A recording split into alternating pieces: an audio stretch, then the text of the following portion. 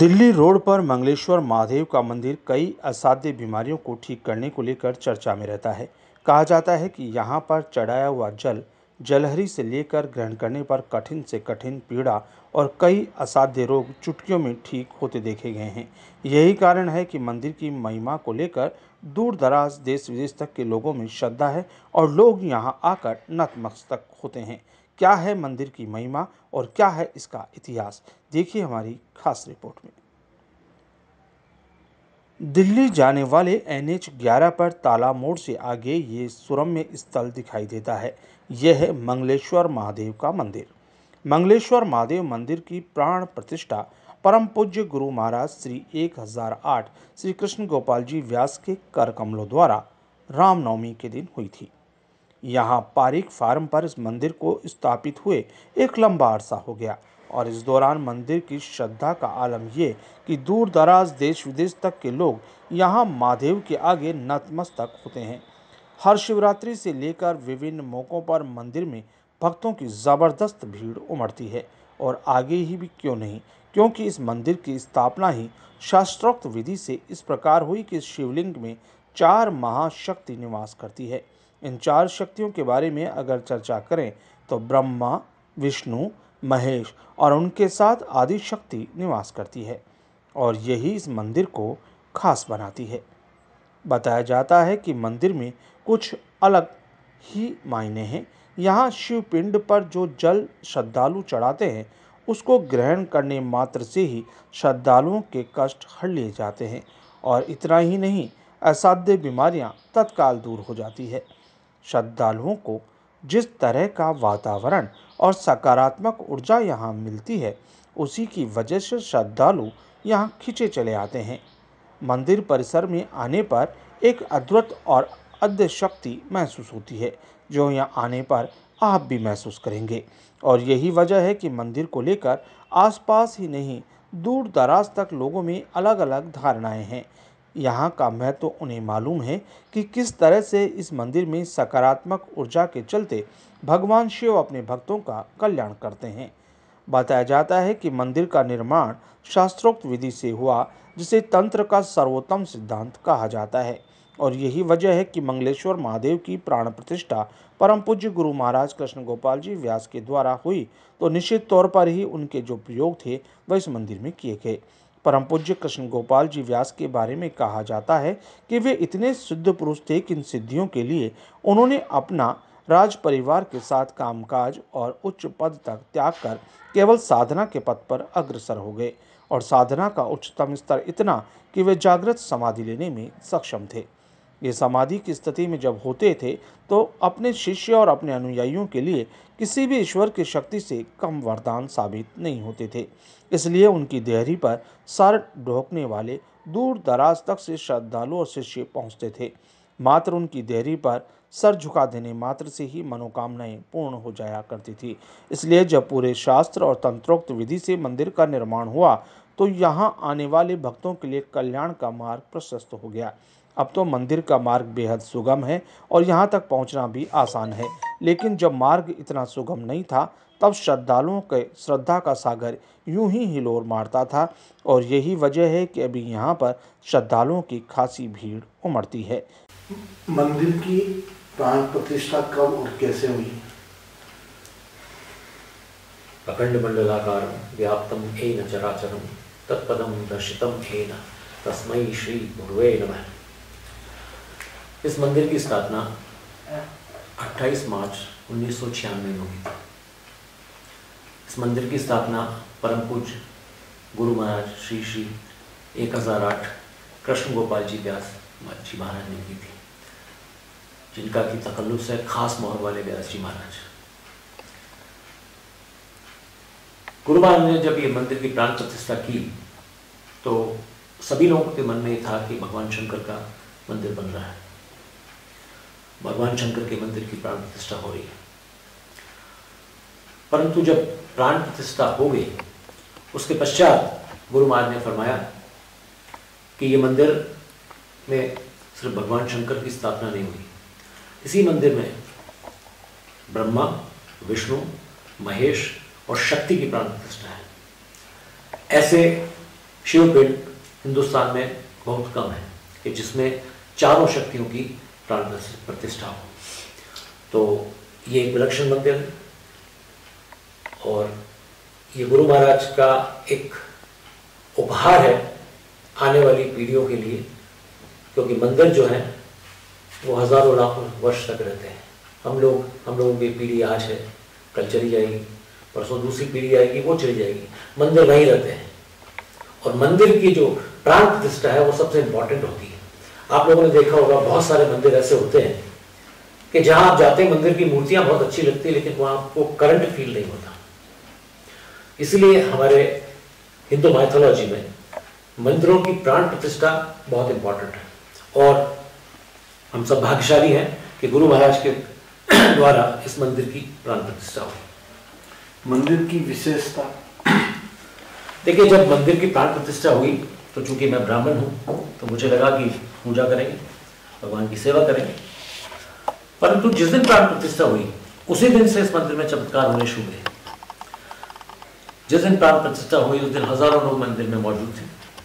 गुरु महाराज साहब ने प्राण प्रतिष्ठा की, उसके बाद इस हॉल में आके विराजमान हो गए। कुछ समय बाद किसी ने आके मुझे कहा कि साहब मंदिर के गुंबद से पानी की बूंदों की बौछारें हो रही। मैं चकराया, क्योंकि मंदिर के ऊपर न तो कोई टंकी है न कोई पानी का स्रोत है। मैं जाके खुद देखा तो मंदिर के गुंबद में से बारिश की सी बौछारें आ रही। मैं परेशान, अचंभित। मैंने मेरे छोटे भाई से कहा कि छत पे जाके देखो, कुछ पानी का कोई ठहराव हो गया है, कोई रुक गया है। वो जाके देख के आया, बोले भाई साहब कोई पानी का कोई मतलब नहीं। फिर सब लोग आए यहाँ पे। उस दिन यहाँ पे पुलिस डिपार्टमेंट के लोग थे, डॉक्टर्स थे, सब लोग देख के विस्मित थे कि मंदिर में से पानी का जल कहाँ से आ।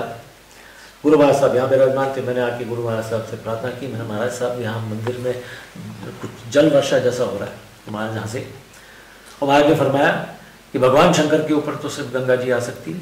आज मंदिर की प्राण प्रतिष्ठा हुई, भगवान शंकर की प्राण प्रतिष्ठा हुई है, भगवान मंगलेश्वर महादेव जी की प्राण प्रतिष्ठा हुई, तो गंगा जी तो आएंगी उनका अभिषेक करने के लिए। तो गंगा जी का पहला अभिषेक एक चमत्कार था जो कि हजारों लोगों ने देखा। उसके बाद से ही लगातार कुछ न कुछ चमत्कार यहाँ होते रहते थे। हम लोग रात को मंदिर का दरवाज़ा बंद कर देते थे शयन कराने के पश्चात, और रात्रि को अपने आप घंटा बजने लग जाता था। मैं उठ के देखता था, दरवाज़ा खोल के देखता था तो मंदिर में मंदिर की जो जलेरी है उसके अंदर जल रहता था और ऐसे ऐसे विलक्षण पुष्प दिखते थे जो कि मैं एग्रीकल्चर फील्ड से हूँ, हॉर्टिकल्चर फील्ड से हूँ। मैंने इस तरह के फ्लावर्स कभी मेरी लाइफ में नहीं देखे। जब गुरु महाराज से पूछा तो महाराज हंस के बोले कि यहाँ देवलोक सभी लोग पूजा करने आते हैं। तो ये सिलसिला बदस्तूर चालू रहा। एक के बाद ऐसे ऐसे आश्चर्य हम लोगों ने देखे कि एक दिन शिवरात्रि थी, यहाँ हजारों लोग मौजूद थे। मैंने एक सज्जन को देखा, वो कभी यहाँ कूदे, कभी वहाँ कूदे, कभी वहाँ कूदे, और करीब उम्र होगी 70 साल की। उनकी आंखों से आंसू बह रहे थे। मैंने पंडित जी से कहा, पंडित जी कौन है? उन्होंने फरमाया कि साहब ये करीब 1 साल पहले आए थे घुटनों के बल चलते हुए। किसी ने इनसे कहा कि आप यहाँ का भगवान शंकर पे जल चढ़ा के आप वो जल डेली पिए तो आप ठीक हो जाएंगे। ये सब लोगों को दिखा रहे हैं कि देखो मैं यहाँ का जल पिया और मेरे घुटने बिल्कुल सही हो गए। बहुत सारे डॉक्टर वहाँ मौजूद थे। अचानक मुझे भी विश्वास नहीं हुआ, क्या जल से ठीक हो सकता है? परंतु मेरे आश्चर्य का ठिकाना नहीं रहा जब हमारे गुरु परिवार की एक मेरी गुरु बहन है, उसकी माता जी को कैंसर हो गया और वो कैंसर उन्होंने ऑलमोस्ट लास्ट स्टेज का बताया। तो मुझे याद है एक बार गुरु महाराज ने मुझे कहा था कि मंदिर का जल जो है वो औषधीय जल होगा। तो मैंने मेरी गुरु बहन से कहा कि आप यहाँ आइए, जल चढ़ाइए और वो जल अपनी माता जी को दीजिए। और वो यहाँ आई, अपनी माता जी के साथ आई, उन्होंने अभिषेक किया, जल इकट्ठा किया और वो लगातार जल का सेवन करती रही, दवाइयाँ भी लेती रही। आश्चर्य की बात यह है कि धीरे धीरे उनके जो कैंसर के जो जीवाणु थे वो कम होने लग गए। जो डॉक्टर उनको कह रहे थे कि अभी ये लास्ट स्टेज है, वो लगभग करीब 8 साल तक जिंदा रही।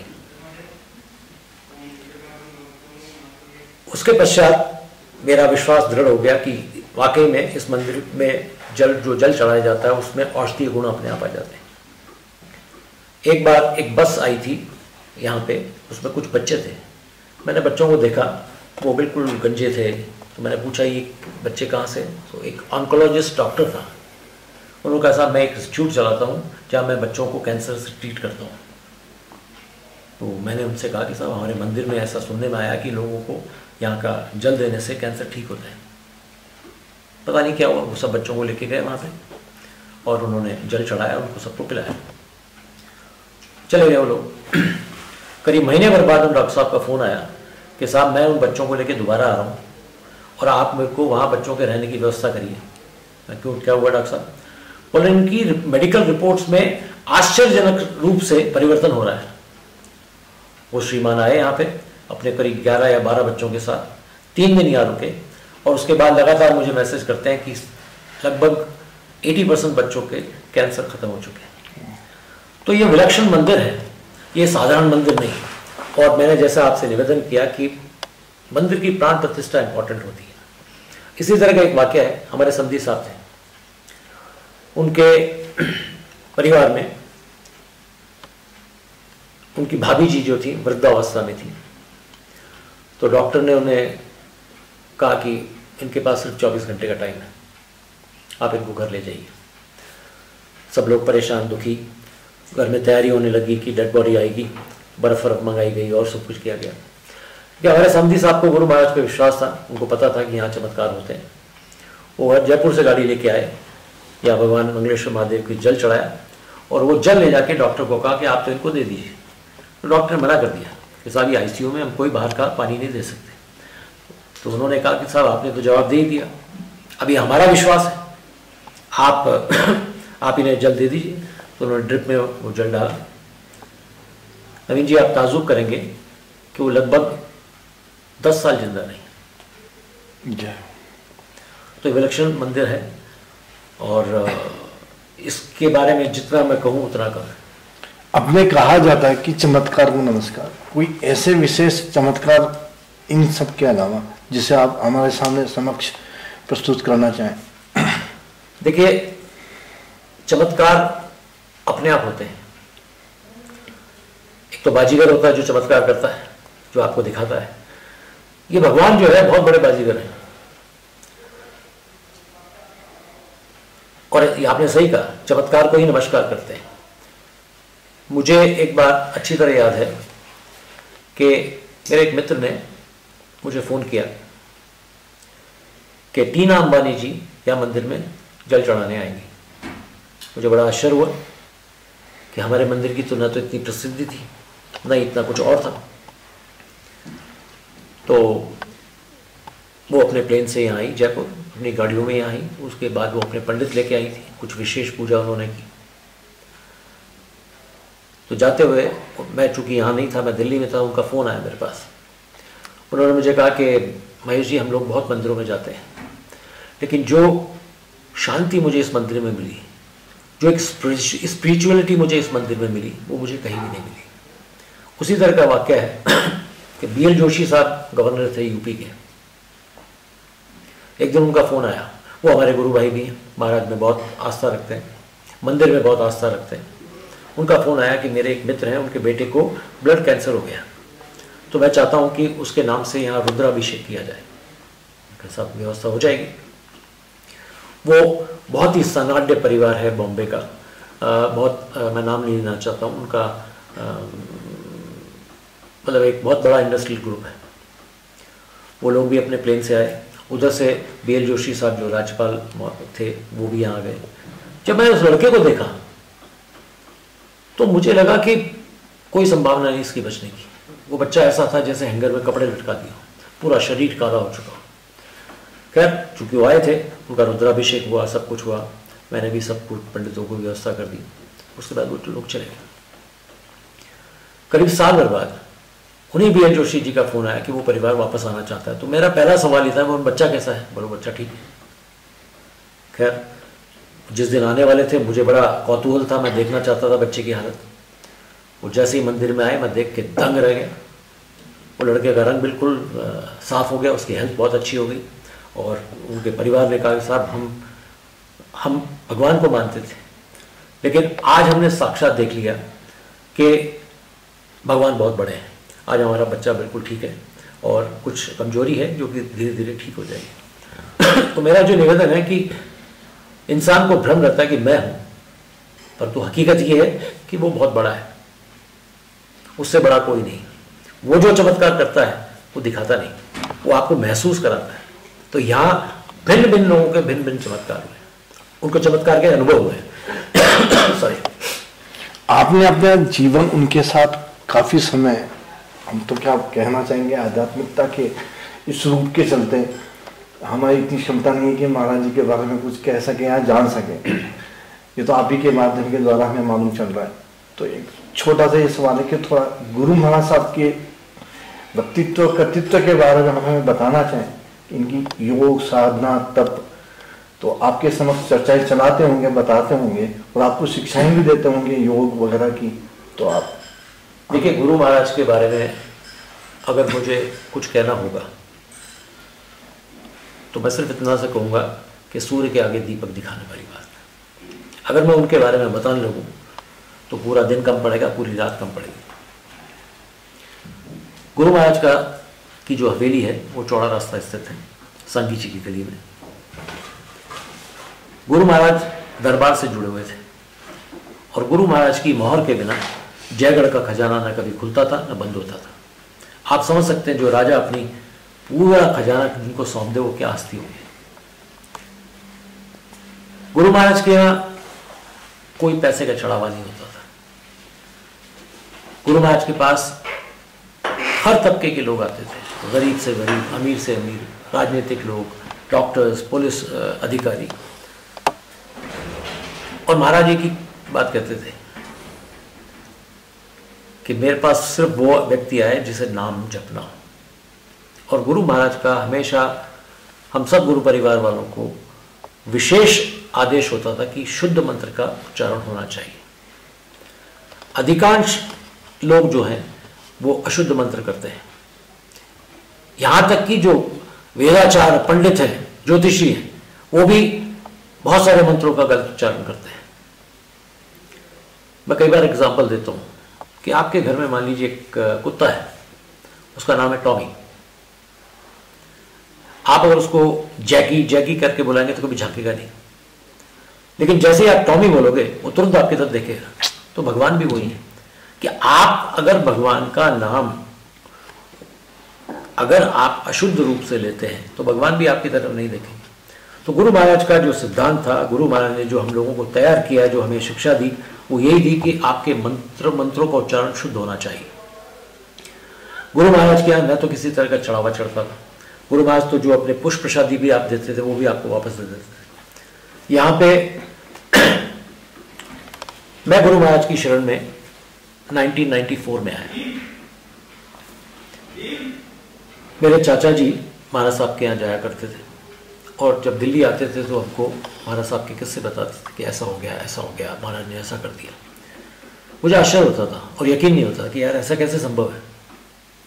तो मैं हंसी मजाक उड़ाता था। तो उन्होंने मुझे एक दिन कहा, यार तो बहुत बड़े संत हैं महाराज साहब, आप उनके लिए ऐसा मत कहो। तो मैंने उनसे कहा कि जब तक मैं मिलूंगा नहीं, देखूंगा नहीं, मैं कैसे यकीन कर सकूँ। तो एक दिन उन्होंने मेरा टाइम ले लिया भगवान से। मेरा मन नहीं था, लेकिन मैंने कहा चलो देखते हैं। कि जैसे ही मैं गुरु महाराज की हवेली पे पहुंचा तो मुझे लगा कि जैसे मैं यहाँ तो हजारों बार आ चुका। तो मैंने मेरे चाचा जी को बताया कि सामने एक रास्ता है, पौड़ी है, फिर सीढ़ियाँ हैं, फिर ऊपर रोसे हैं, फिर एक छोटा कमरा है, बड़ा कमरा है। फिर चाचा जी बोले तू पहले आया? मैं तो नहीं आया, लेकिन मुझे ऐसा लगता है मैं हजारों बार आ गया। खैर अंदर गए, महाराज का हॉल खचाखच भरा हुआ था। हमारा जब नंबर आया तो मैंने जैसे ही महाराज को प्रणाम करने के लिए माला अर्पण की, महाराज ने मुझे सबसे पहले सवाल किया कि महेश जी आप मेरी परीक्षा लेने आए? मैं डर गया। मैंने चाचा जी की तरफ देखा, कहीं उन्होंने तो कुछ नहीं कह दिया उनको। फिर मैंने कहा गुरु महाराज मैं एक ही निवेदन करूंगा कि मैंने बचपन से हमारे चाचा जी को कभी किस पंडित जी के यहाँ, कभी किसके यहाँ आते जाते देखा, ज्योतिषों को देखा, और जिस तरह से ये बताते थे मुझे यकीन नहीं होता था। तब गुरु महाराज ने फरमाया कि आप बिल्कुल सही कहते हैं, हर किसी पर अंधविश्वास नहीं करना चाहिए। फिर मुझे बोले जो मैं जाप दूंगा आप करेंगे? करूंगा। एक ऐसा सम्मोहन था उनकी वाणी में, उनके चेहरे पे, कि उन्होंने मुझे पहले दिन ही मंत्र दीक्षा दी।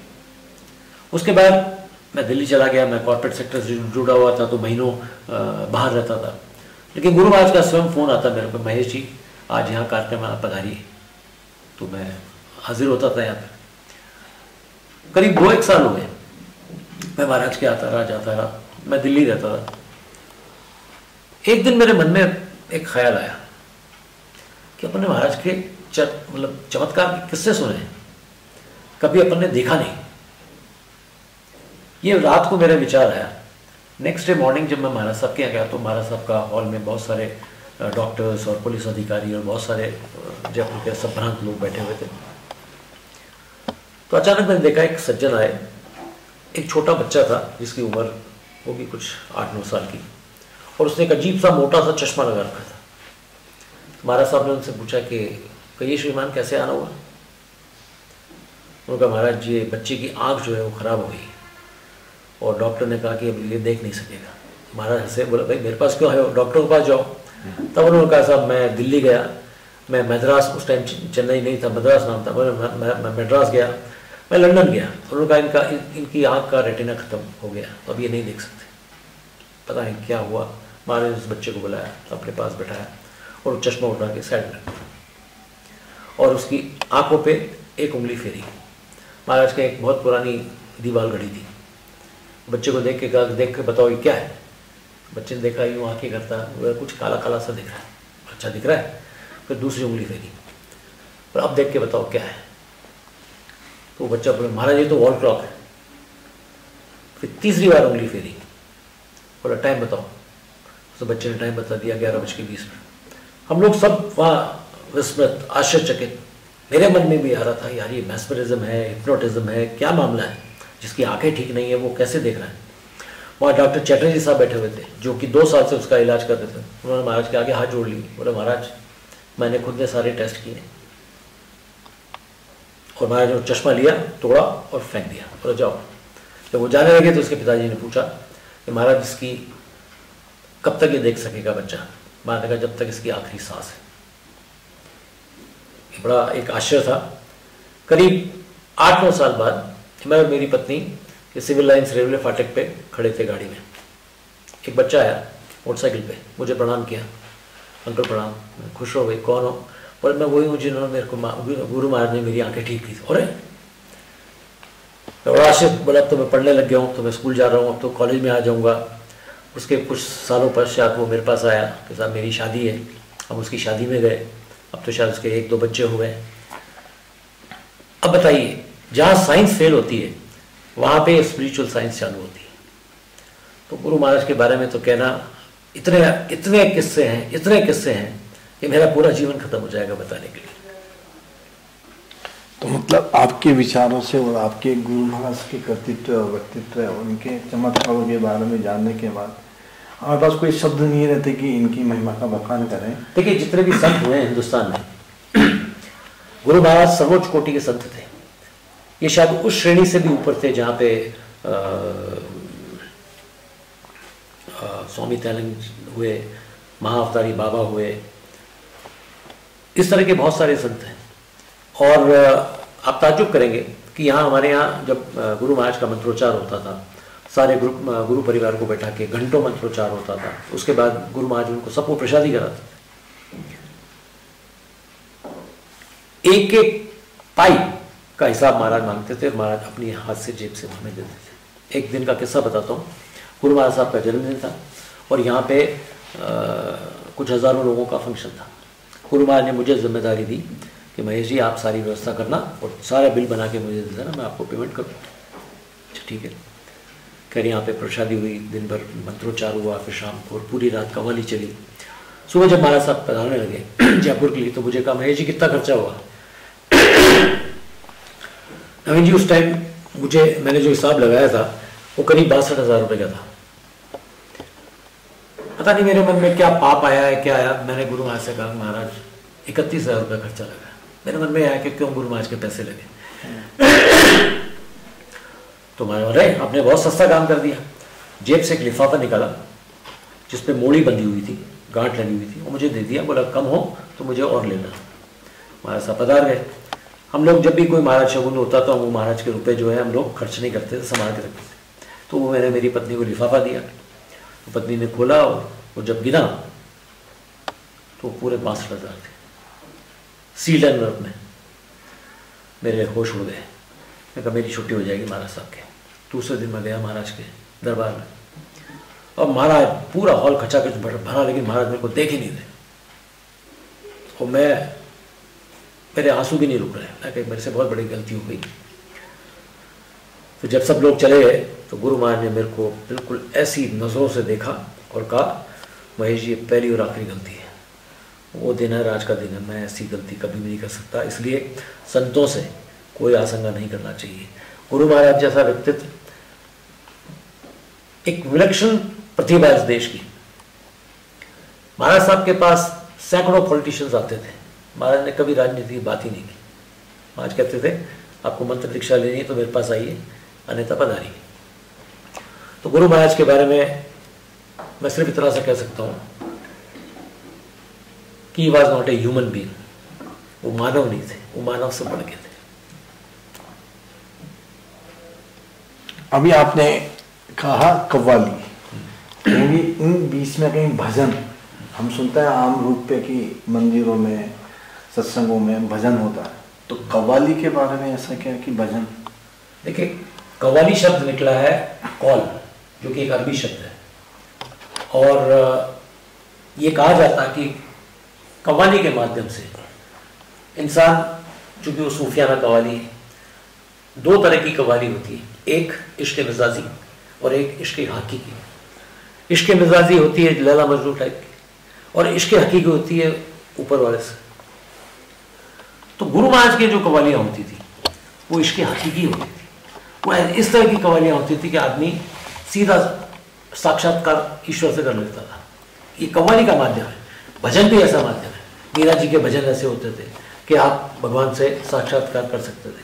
तो दोनों तरीके थे। महाराज को कव्वाली ज़्यादा पसंद थी, और महाराज की के यहाँ जो कव्वाली करते थे वो थे साबरी ब्रदर्स। दुर्भाग्य से दोनों सईद साहब और फरीद साहब की मृत्यु हो चुकी है। आप ताज्जुब करेंगे कि 36 घंटे नॉन स्टॉप कव्वाली महाराज ने सुनी, और सुनाने वालों की भी तारीफ करता हूँ कि वो उनके गले कैसे नहीं बैठे। वो माहौल ऐसा होता था कि वो आपकी रूह सीधी ईश्वर से लग जाती थी। तो गुरु महाराज का जो माध्यम था वो कव्वाली था। जी, हम सुनते हैं कि लौकिक रूप में माओ माया इन सबसे लगे रहते हैं, तो महाराज जी का विशेष अपने चाहने वालों भक्तों सभी रूप में, जितने जीव जंगम प्राणी और हम सब जो मानव रूप में जन्म लेते हैं, तो विशेष ऐसा संदेश जिस पर वो मुख्य जोर दिया करते थे कि तुम अपना जीवन कैसे सुधारना। महाराज जो मंत्र दीक्षा देते थे वो आदमी की आत्मा को कौन से मंत्र सूट करते हैं वो देते थे। वैसे तो बाजार में पुस्तकें पढ़ी, महान मंत्र महानों की लाखों पुस्तकें, आप जाइए पढ़ी। तो गुरु महाराज ये फरमाते थे कि आपके हाथ में खरबूजा, एक हाथ में चाकू, आप काट रहे हैं, खरबूजा कट ही नहीं रहा। कटेगा क्यों नहीं, और कटेगा कट क्यों नहीं रहा? क्योंकि उस चाकू में धार नहीं। तो मंत्रों की शक्ति, जो गुरु द्वारा प्रदत्त मंत्र आपको मिलते हैं, शक्ति उनके अंदर होती है। सड़क में जो पुस्तकें मिलती हैं, बाजार में जो मिलती है, मंत्र हैं, परंतु वो प्रभाव तभी देंगे जब वो गुरु द्वारा दिए जाएंगे। और गुरु महाराज का एक ही आदेश था कि आप गृहस्थ जीवन में रह के मंत्रों का जाप करें। जरूरी नहीं कि आप घंटों बैठ के जाप करें। महाराज ने जब मुझे मंत्र दीक्षा दी, उसके बाद जब मंत्र दिए तो मुझे बताया कि आपको ये माला करनी है, इतनी 11 माला इसकी करनी है, 4 माला इसकी करनी है। मेरे साथ मेरा छोटा भाई भी था। महाराज ने कहा आप 15 मिनट घड़ी से देख के जाप कर लेना। मैंने हंस के महाराज से कहा महाराज मेरे को इतनी माला और इसको इतनी सी। और महेश जी आप घर के बड़े हैं, आपके प्रति जिम्मेदारियों का बोझ है। आपके अशुभ ग्रह ये मंत्र जप करने से दूर होंगे। ये अभी बच्चे हैं, इनको खेलने खालने का टाइम है, इनका पढ़ने का टाइम है। गुरु महाराज का फरमाना था कि ग्रह जो है वो तो अपना काम करेंगे। शनि है तो अपना काम करेगा, राहु है तो अपना काम करेगा, केतु है तो अपना काम करेगा। लेकिन अगर आप मंत्र, और वो भी शुद्ध मंत्र करते हैं, तो वो ग्रह मुद्रे हो जाएंगे, क्षीण हो जाएंगे। ग्रह काम अपना करेगा। गुरु महाराज एग्जाम्पल देते थे कि मान लीजिए बहुत तेज धूप है, आपको जाना है, आप जल रहे हैं, तप रहे हैं, अचानक कोई आपको छाता ला के दे दे, तो वो जो धूप है, गर्मी है, वो ग्रह है, आप बच के चले गए उस छाते के अंदर। मंत्र सब इतना सा काम करते हैं। अपने यहाँ कहते हैं कि आपने जो विशेष बताया कि मंत्र की शुद्धता और मंत्र की जाप, कुंडलिनी जागरण के बारे में कभी महाराज ने चर्चा चलाई? क्योंकि आमतौर पर सभी जानते हैं कि कुंडलिनी जागरण होता है, तो इसमें आप थोड़ा रोशनी देना चाहें। देखिए, कुंडली जागरण के विषय में मैंने बहुत पढ़ा था। गुरु महाराज साहब का फरमाना था कि कुंडली जागरण एक प्रक्रिया है जो अष्ट चक्रों पे जाके सिद्ध होती है, परंतु उनका कहना यह था कि आत्मा ही कुंडली है। आपकी अगर आत्मा जागृत है तो कुंडली स्वरूप ही स्वयं ही जागृत हो जाएगी। हमारे गुरु परिवार में हमारे सबसे पूजनीय गौड़ साहब हैं, वो रिटायर्ड डीआईजी हैं पुलिस में। वो लगभग 18 घंटे जाप करते हैं रिटायरमेंट के बाद। ईमानदार पुलिस ऑफिसर है, गुरु महाराज के अनन्य शिष्य है। उन्होंने यही प्रश्न गुरु महाराज से कहा कि महाराज मैंने बहुत सुना कुंडली जागरण के लिए। गुरु महाराज ने उनको पास बुलाया और यहाँ कंधे से हल्का सा कुछ दबाया, बोला आपकी कुंडली जागृत हो गई। कुंडली जागृत हो जाना साधारण चीज है, उस कुंडली को जागृत अवस्था में मेंटेन करना सबसे बड़ी बात है। आज के युग में हम आधुनिक युग में हैं, हम कलयुग में हैं। हम लोग संत सन्यासी नहीं हैं, हम लोग ग्रस्त लोग हैं। हम इन चक्रों में पढ़ेंगे कुंडली जागरण में और उसमें तो कुछ नहीं धरा। हाँ, अगर आप स्वाध्याय की तरफ पढ़ रहे हैं तो आपको योग नियम वो सब करने पड़ेंगे, परंतु ग्रस्त में रह के ये बहुत मुश्किल है। गुरु महाराज ने तो सिद्ध करके दिखाया कि वो ग्रस्त थे और ग्रस्त में भी उन्होंने उच्च कोटि के संत का आचरण किया। गुरु महाराज ने जब शादी की तो ये शर्त रखी कि जो हमारी माँ साहब थी, जो गुरु महाराज की पत्नी थी, कि वो यज्ञोपवीत धारण करेंगी। स्त्रियां यज्ञोपवीत धारण नहीं करती। उसके पीछे उद्देश्य सिर्फ ये था कि मैं शादी कोई संतान उत्पत्ति के लिए नहीं कर रहा हूं और न मैं करूंगा। मुझे जिस कार्य के लिए भेजा गया है, महाराज साहब फरमाते थे कि मेरा शरीर तो हिमालय में रखा हुआ है। आपको शायद जानकर ताज्जुब होगा कि एक बहुत लंबी स्टोरी है कि महाराज ने परकाया प्रवेश किया था।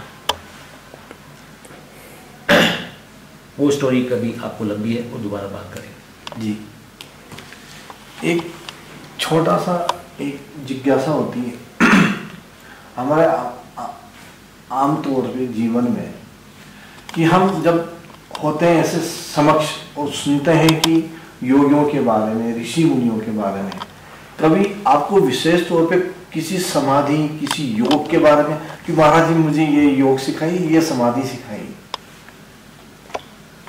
देखिए, योग एक अलग विषय है और समाधि एक अलग विषय है।